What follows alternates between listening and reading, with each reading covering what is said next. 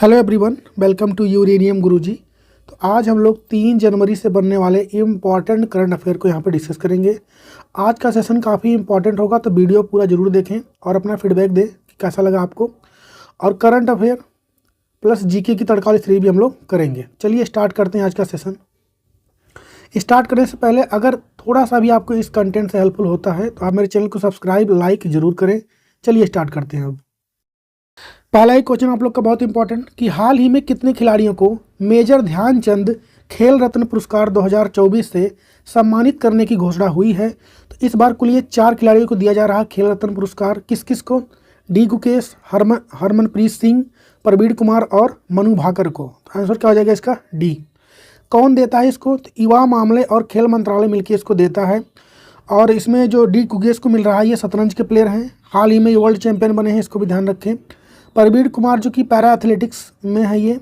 Harmanpreet Singh hockey team के captain हैं। और मनु भाकर जो पेरिस ओलंपिक हुए हैं उसमें 2 ब्रॉन्ज मेडल जीत के लाई हैं। इन 4 खिलाड़ियों को इस बार ये अवार्ड खेल रत्न अवार्ड मिल रहा है। हम लोग और डिटेल में देखेंगे खेल रत्न अवार्ड के बारे में। कुछ और अवार्ड के बारे में देख लेते हैं जो मिला है यहाँ पर। तो अर्जुन अवार्ड तो कई फील्ड में मिला है, इसके लिए हम लोग अलग से वीडियो बनाएंगे जिसमें आप लोग को मैं सारा करवाऊंगा। उसमें फिलहाल इंपॉर्टेंट वाले यहाँ कर लेते हैं। अर्जुन अवार्ड में एक नया कैटेगरी इस बार ऐड किया गया है, लाइफ टाइम अचीवमेंट अवार्ड। तो ये पहली बार ऐड हुआ है, इसमें 2 लोग को दिया गया है। एक सुच्चा सिंह हैं जो कि एथलीट हैं, और एक मुरलीकांत पाटेकर हैं जो कि पैरा स्विमिंग में गोल्ड मेडल इन्होंने इस बार जीता था। इनको दिया गया है लाइफ टाइम अचीवमेंट में अर्जुन अवार्ड वाला, ठीक है। और 2023 में खेल रत्न पुरस्कार किसको मिला था, ये एग्जाम में भी पूछा जा चुका है। तो सात्विक साईराज रंकीरेड्डी और चिराग सेठी को मिला था ये। अगर हम लोग बात करें पहले जो कि 1991 में जब पहला मिला था ये खेल रत्न अवार्ड, तब इसका क्या नाम था? तो राजीव गांधी खेल रत्न अवार्ड नाम था, और मिला किसको था? विश्वनाथन आनंद को। 1991 से लेकर के 2021 तक राजीव गांधी खेल रत्न अवार्ड इसका नाम था। 2021 में इसका नाम बदला गया, मेजर ध्यानचंद खेल रत्न अवार्ड किया गया। हॉकी के जादूगर कहे जाने वाले मेजर ध्यानचंद के नाम पर इसका नाम रखा गया। यह पुरस्कार अंतर्राष्ट्रीय स्तर पर पिछले 4 साल में खेल क्षेत्र में उत्कृष्ट प्रदर्शन के लिए दिया जाता है, इसको भी ध्यान रखें। इसमें जो प्राइज मनी मिलती है वो कितनी होती है? तो 25 लाख होती है, तो इसको भी ध्यान रखें। बाकी और भी अवार्ड मिल रखे हैं, उसको हम लोग सेपरेट वीडियो में करेंगे। चलिए आगे बढ़ते हैं। अब करंट अफेयर प्लस जीके की तड़का वाली सीरीज। तो भारत की पहली नाइट सफारी कहाँ पर बन रही है? तो ये लखनऊ में बन रही है। और भारत के पहले ग्रीन हाइड्रोजन फ्यूल स्टेशन का उद्घाटन कहाँ पर किया गया है? तो लद्दाख के लेह में। और कांचीपुरम में कैलाशनाथ मंदिर जो निर्मित हुआ था उसको पल्लव राजवंश के शासनकाल में बनवाया गया था। कोणार्क का सूर्य मंदिर जो है किसको समर्पित है? तो सूर्य देव को समर्पित है, इसको भी ध्यान रखें। इसे हम लोग ब्लैक पैगोडा के नाम से भी जानते हैं। अगला भी क्वेश्चन काफ़ी इंपॉर्टेंट है आप लोग के लिए कि इसरो जनवरी 2025 में अपना 100वें नंबर का मिशन लॉन्च करने वाला है जिसका नाम है IRNS-1K। दूसरा क्वेश्चन भी काफ़ी इंपॉर्टेंट है कि इसरो जनवरी 2025 में अपना 100वां मिशन IRNSS-1K उपग्रह को किस रॉकेट से लॉन्च करने वाला है? 100वां मिशन होगा इसका। तो ये रॉकेट किस रॉकेट से लॉन्च करेगा? तो GSLV F-15 से लॉन्च किया जाएगा। ये 100वां होने वाला है। अगला क्वेश्चन है कि इसरो जनवरी 2025 में अपना 100वां मिशन जिसका नाम क्या है IRNSS-1K उपग्रह को किस रॉकेट से लॉन्च करेगा? तो किस रॉकेट से लॉन्च करने वाला है? तो GSLV F-15 से इसको लॉन्च करेगा। IRNSS की बात करेंगे तो ये Indian regional navigation satellite system होता है, एक तरीके का ये GPS की तरह है। जैसे GPS है USA का ग्लोबल पोजिशनिंग सिस्टम। ध्यान रखें GPS जो हम लोग यूज करते हैं मोबाइल वगैरह में, ये भारत का नहीं है, ये अमेरिका का है जिसको हम लोग यूज करते हैं। तो इसी तरह जो भारत वाला है IRNSS, इसको भारत लॉन्च करने वाला है, इसरो लॉन्च करेगा इसको। कौन से रॉकेट से लॉन्च कर रहा है? तो GSLV F-15 से। NBS-02 का मतलब क्या हो जाएगा? तो ये इसका सेकेंड जनरेशन है, इस नेविगेशन सिस्टम का सेकेंड जनरेशन का होगा ये जिसको लॉन्च किया जाएगा। नेविगेशन सिस्टम की बात करें तो कुछ कंट्रियों को देख लेते हैं हम लोग। तो रसिया जो यूज करता है उसका नाम क्या है? तो रसिया में जो यूज होता है ग्लोनास करके है, global navigation satellite system. USA में तो GPS होता है, global positioning system. China use करता है बाइडुओ नेविगेशन सैटेलाइट सिस्टम BDS। और जापान में जो यूज होता है काशी जिनेथ सैटेलाइट सिस्टम QZSS। तो इसको ध्यान रखें। बढ़ते हैं आगे। इसरो की बात कर लेते हैं। स्थापना कब हुआ इसका? तो 15 अगस्त 1969 में इसका फॉर्मेशन हुआ था। हेडक्वार्टर मिलेगा आपको कर्नाटका के बेंगलुरु में। और वर्तमान में इसके हेड कौन है, तो यस सोमनाथ है, इसको ध्यान रखें। और अगर पूछे कि इसरो अपने रॉकेट लॉन्च कहाँ से करता है, तो श्रीहरिकोटा से लॉन्च करता है। श्रीहरिकोटा से इसको लॉन्च किया जाता है, सतीश धवन स्पेस सेंटर से, इसको भी ध्यान रखें। आदित्य 11 मिशन किस रॉकेट से अभी हाल ही में लॉन्च किया गया था, तो PSLV C-57 से। एक्सपोसैट मिशन को किस रॉकेट से लॉन्च किया गया, इस सीट को मैंने कल भी रिवाइज कराया था, आज भी करवा रहा हूँ ताकि याद हो जाए आप लोग को, PSLV C-58 से। प्रोबा 3 मिशन को किस रॉकेट से लॉन्च किया गया, तो PSLV C-59 से। स्पेडेक्स मिशन को अभी लॉन्च किया गया PSLV C-60 से। ध्यान रखें, भारत का 99 नंबर का जो मिशन था यही था, और 100वां कौन होने वाला है जो हम लोग लॉन्च करेंगे 2025 में। और EOS 08 मिशन को किस रॉकेट से लॉन्च किया गया, SSLV D3 से।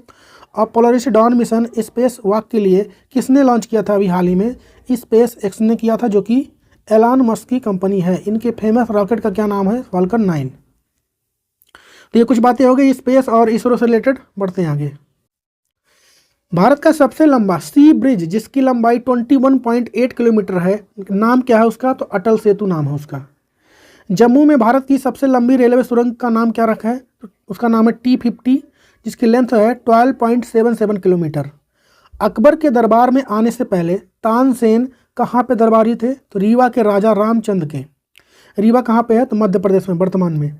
हरिप्रिय नंबूदिरिया प्रतिपादक हैं किसके, तो कथकली नृत्य के। और कथकली नृत्य कहाँ का रहा है, तो केरला का है।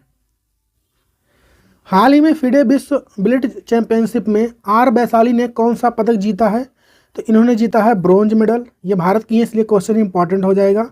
फिडे वर्ल्ड बिलिट चैंपियनशिप 2024 होस्ट कौन रहा इस बार, न्यूयॉर्क USA में हुआ इसका आयोजन।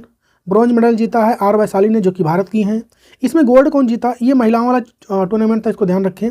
इसमें गोल्ड कौन जीता है, तो चाइना की जू बेनजुन है, उन्होंने जीता है, इसको ध्यान रखें। कुछ और करंट अफेयर देख लेते हैं हम लोग हाल फिलहाल में चेस से रिलेटेड। कोनेरू हम्पी ने 2024 विश्व रैपिड चैंपियनशिप में के महिला वर्ग में स्वर्ण पदक अभी हाल ही में जीता है, और ये इन्होंने दूसरी बार जीता, इसको भी ध्यान रखें। 45 नंबर का चेस ओलंपियाड 2024 होस्ट कौन रहा, तो हंगरी बुडापेस्ट में इसका आयोजन हुआ था। मेल में कौन जीता है, तो भारत। और फीमेल में कौन जीता है, तो इसमें भी भारत जीता है। मेल में हराया किसको, स्लोवेनिया को, और फीमेल में अजरबैजान को। 46 नंबर का फिडे चेस ओलंपियाड 2026 जो होगा, ये कहाँ पर होगा, ये भी क्वेश्चन बन सकता है अपकमिंग टूर्नामेंट से। तो ये ताशकंद में होगा। ताशकंद कहाँ है, तो उज्बेकिस्तान में।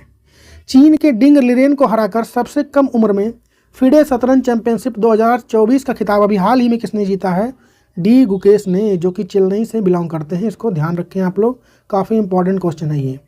और ये वर्ल्ड चैंपियन जीतने वाले दूसरे भारतीय बने हैं। पहले कौन थे, विश्वनाथन आनंद थे। चेस से रिलेटेड कुछ स्टैटिक पॉइंट भी देख लेते हैं। जिससे पहले ग्रैंड मास्टर कौन थे भारत के, विश्वनाथन आनंद थे। इनकी बुक का नाम है माइंड मास्टर। 1991-92 के दौरान राजीव गांधी खेल रत्न अवार्ड, जो कि पहला खेल रत्न अवार्ड था राजीव गांधी वाला, ये इन्हीं को मिला था। पहला फीमेल ग्रैंड मास्टर कौन थी, तो S विजय लक्ष्मी थी। और यंगेस्ट ग्रैंड मास्टर वर्तमान में कौन है, तो यही डी गुकेश है। इनकी उम्र वर्तमान में 18 साल है। वर्ल्ड चेस डे कब मनाया जाता है, तो 20 जुलाई को। और भारत में पहली बार चेस एकेडमी कहाँ खुलेगी, तो उड़ीसा के भुवनेश्वर में। चेस को रेगुलेट कौन करता है, तो फिडे करता है। फिडे का स्थापना कब हुआ था, तो 20 जुलाई 1924 में। हेडक्वार्टर मिलेगा आपको स्विट्जरलैंड के लुसाने में। और वर्तमान में इसके प्रेसिडेंट हैं आर्काडी डोबोरकोविच। और वाइस प्रेसिडेंट कौन है, तो विश्वनाथन आनंद, भारत से ही, ध्यान रखें इसको। हाल ही में anti submarine warfare INS Malpe और INS मुलक्की को कहाँ लॉन्च किया गया है, तो केरला से। हाल ही में किसने चौथी इंटरकॉन्टिनेंटल कप पुरुष फुटबॉल चैंपियनशिप जीत लिया है, सीरिया ने जीता है। हेमकुंड साहिब स्थित है कहाँ पर, तो उत्तराखंड में। और 8वीं शताब्दी में कर्नाटक में विरूपाक्ष मंदिर का निर्माण करवाया था किसने, तो रानी लोक महादेवी ने। हाल ही में जारी एक रिपोर्ट के अनुसार भारत के सबसे अमीर CM यानी मुख्यमंत्री कौन है, तो वह है आंध्र प्रदेश के मुख्यमंत्री चंद्रबाबू नायडू। पब्लिश कौन किया इस रिपोर्ट को, तो एसोसिएशन ऑफ डेमोक्रेटिक रिफॉर्म ने इसको पब्लिश किया है। पहले नंबर पर रहे हैं चंद्रबाबू नायडू, जो कि आंध्र प्रदेश के मुख्यमंत्री हैं। 931 करोड़ इनकी नेटवर्थ बताई गई है। सेकंड पर रहे हैं पेमा खांडू, जो कि अरुणाचल प्रदेश के हैं मुख्यमंत्री। 332 करोड़ इनका नेटवर्थ है।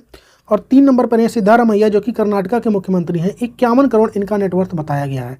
अगर सबसे कम पूछे, सबसे मतलब गरीब टाइप का मुख्यमंत्री कौन है, तो वो है ममता बनर्जी। इनकी नेटवर्थ जो बताई गई है वो 15 लाख बताई गई है। आंध्र प्रदेश की बात करेंगे तो इसका फॉर्मेशन हुआ था 1 अक्टूबर 1953 को। कैपिटल इसकी अमरावती है। मुख्यमंत्री हैं तो एन चंद्रबाबू नायडू। उप मुख्यमंत्री कौन है, यहाँ पे ईस्वी पूछ लगता है तो पवन कल्याण है, वो फिल्म स्टार हैं। और गवर्नर कौन है यहाँ के, तो एस अब्दुल नज़ीर हैं। ये बातें हो गई कुछ, इसको ध्यान रखें। कुछ और करंट अफेयर देख लेते हैं आंध्र प्रदेश से। तो किस सरकार ने न्यायिक अधिकारियों की सेवानिवृत्ति आयु 60 वर्ष से बढ़ाकर 61 वर्ष अभी हाल ही में की है, तो आंध्र प्रदेश ने ही। कौन सा राज्य अपनी मंत्रिपरिषद की बैठकों के लिए ई कैबिनेट प्रणाली को लागू करेगा, तो आंध्र प्रदेश करेगा। और वाईएस जगनमोहन रेड्डी ने विजयवाड़ा में 125 फीट ऊंची BR अम्बेडकर की मूर्ति का भी हाल ही में अनावरण किया था। सितंबर 2024 में क्वाड सम्मेलन का आयोजन कहां पर किया गया था, USA में, तो ये 2024 वाला था। अगर ये पूछे कि 2025 वाला कहां होगा, तो वो होगा भारत में। हाल ही में 10 लाख से अधिक आबादी वाली श्रेणी में किसने 2024 स्वच्छ वायु सर्वेक्षण पुरस्कार जीता, तो गुजरात का सूरत। रोशनी कुमारी और शोभना नारायण ये कथक कलाकार हैं। माया राव और कुमुदनी लाखिया प्रसिद्ध किसके लिए हैं, कथक नृत्य। कथक कहाँ का है, तो उत्तर प्रदेश का है, क्लासिकल डांस है ये। अगला क्वेश्चन है कि RBI ने फाइनेंशियल ईयर 2025 के लिए भारत की GDP कितना रहने का अनुमान लगाया है, तो 6.6%। RBI की बात करेंगे तो इसका स्थापना कब हुआ था, तो 1 अप्रैल 1935 में हुआ था। यंग हिल्टन आयोग यानी यंग हिल्टन कमेटी के सिफारिश पर इसका गठन किया गया था। कभी कभी एग्जाम में पूछ लेता है ये। इसका जो मुख्यालय है वो मुंबई में मिलेगा आपको। और अच्छा ये पूछे अगर कि RBI नेशनलाइजेशन कब हुआ था इसका RBI का, तो 1 जनवरी 1949 को हुआ था। इसको भी ध्यान रखें आप लोग। और वर्तमान में गवर्नर कौन है, संजय मल्होत्रा आपको फोटो में दिख रहे हैं मुस्कुराते हुए, ये इसके गवर्नर हैं। 26 नंबर के हैं ये, इसको ध्यान रखें। और अगर पूछे कि पहले गवर्नर कौन थे भारत के, तो CD देशमुख थे। और पहले ब्रिटिश गवर्नर कौन थे इसके, तो सर ऑसबोर्न स्मिथ थे। तो ये कुछ इंपॉर्टेंट बातें होगी RBI से, इसको ध्यान रखें। बढ़ते हैं आगे। हाल ही में किसने US ओपन 2024 में पुरुष एकल खिताब जीत लिया है, तो इसको जीता है मेल में जैनिक सिनर ने, और जो कि बिलोंग करते हैं इटली से। और फीमेल में जीती हैं आर्याना सबालेंका जो कि बेलारूस से हैं। हाल ही में किसे वित्त सचिव नामित किया गया है, तो हीनकांत पांडे को। बौद्ध स्थल सारनाथ कहाँ पर स्थित है, तो ये उत्तर प्रदेश में स्थित है। और बुद्ध ने 4 आर्य सत्य पर अपना दिया था प्रथम उपदेश, कहाँ पर, सारनाथ में। अगला क्वेश्चन है कि Jammu Kashmir and Ladakh through the ages नामक पुस्तक किसने लॉन्च किया है, तो अमित शाह ने लॉन्च किया है। अमित शाह कौन है, वर्तमान में भारत के वो होम मिनिस्टर हैं, इसको ध्यान रखें। इसमें जम्मू कश्मीर और लद्दाख के 3000 वर्षों का इतिहास दर्ज किया गया है इस बुक में, इसको ध्यान रखें। नेक्स्ट है कि हाल ही में नुआखाई उत्सव कब मनाया गया, मतलब कहाँ पर मनाया गया है, तो उड़ीसा में मनाया जाता है ये। हाल ही में अल्जीरिया के राष्ट्रपति के रूप में किसे चुना गया है, तो अब्देल मदीज तब्बाने को, नाम बड़ा अच्छा इनका। नृत्यांगना पद्मा सुब्रमण्यम, अलार मेल बल्ली, यामिनी कृष्णमूर्ति और अनीता रत्नम किसके प्रतिपादक हैं, तो भरतनाट्यम के। पंडित जसराज का संबंध किससे है, तो मेवाती घराने से। अगला क्वेश्चन है कि तमुल लोहसोर पर्व कहाँ पर मनाया गया अभी हाल ही में, तो ये नेपाल में मनाया जाता है। नेपाल की बात करेंगे, कैपिटल वहाँ की काठमांडू होती है, करेंसी होती है नेपाली रुपीज़, और प्रेसिडेंट है रामचंद्र पौडेल, और प्रधानमंत्री हैं KP Sharma Oli. Paris para Olympic 2024 में भारत पदक तालिका में किस स्थान पर रहा, तो 18वें स्थान पर। हाल ही में पहली बार किसने शून्यकाल की परंपरा को शुरुआत की है, तो हिमाचल प्रदेश सरकार ने। और बेड़ुवन बिहार बौद्ध मठ कहाँ पर स्थित है, त्रिपुरा में। बुद्ध ने अपने उपदेश दिए थे कहाँ पर, तो पाली भाषा में दिए थे।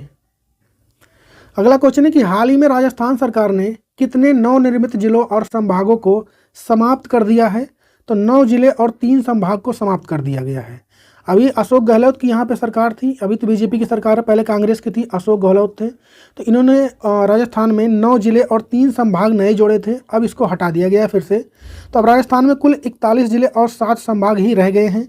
और 7 संभाग कौन कौन से हैं, अजमेर है, भरतपुर, बीकानेर, जयपुर, जोधपुर और कोटा है, इसको ध्यान रखें। उदयपुर भी शामिल है उसमें। हाल ही में लॉन्च भारत के पहले प्रदूषण नियंत्रण पोत का क्या नाम है, समुद्र प्रताप। अक्टूबर 2024 में SCO की council of head of government की बैठक कहाँ पर होगी, मतलब हुई थी, तो पाकिस्तान में।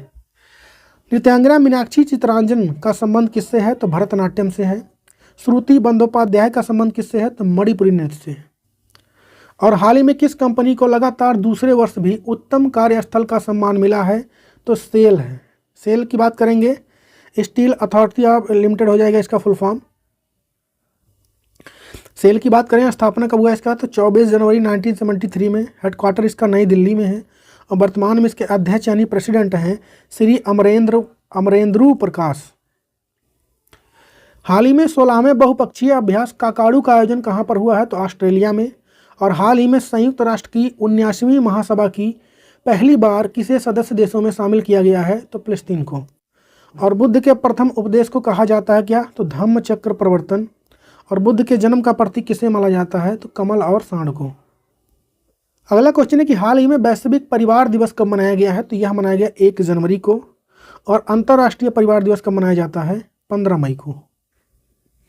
हाल ही में वृंदावन ग्राम योजना और गीता भवन परियोजना की घोषणा किसने की है? तो मध्य प्रदेश ने। हाल ही में अरब दुनिया का पहला बराक परमाणु संयंत्र कहाँ पर स्थापित कर रहा है? यूएई में। श्रीकालहस्ती मंदिर कहाँ पर स्थित है? तो आंध्र प्रदेश में। तिब्बती बौद्ध स्वर्ण मंदिर कहाँ स्थित है? तो कर्नाटक में। और कमेंट में छापिए कि 78 नंबर की संतोष ट्रॉफी इस बार किसने जीता है? केरला, वेस्ट बंगाल, उत्तर प्रदेश, और 2 बार उत्तर प्रदेश हो गया। इनमें से कोई एक आंसर आप छापिए कमेंट में। हम लोग करते हैं कल के क्वेश्चन का क्विक रिवीजन। और कंटेंट सही लगा है लाइक शेयर जरूर कर दें, फॉलो भी कर लें, सब्सक्राइब भी कर लें, सब कुछ कर दें। हाल ही में किसने 78वीं नंबर की संतोष ट्रॉफी 2024-25 जीत लिया है? तो इसको जीता है वेस्ट बंगाल ने। हाल ही में किस देश ने जासूसी उपग्रह प्रक्षेपित किया है? तो साउथ कोरिया ने। और हाल ही में काग एद नृत्य महोत्सव कहाँ पर मनाया गया? तो सिक्किम में।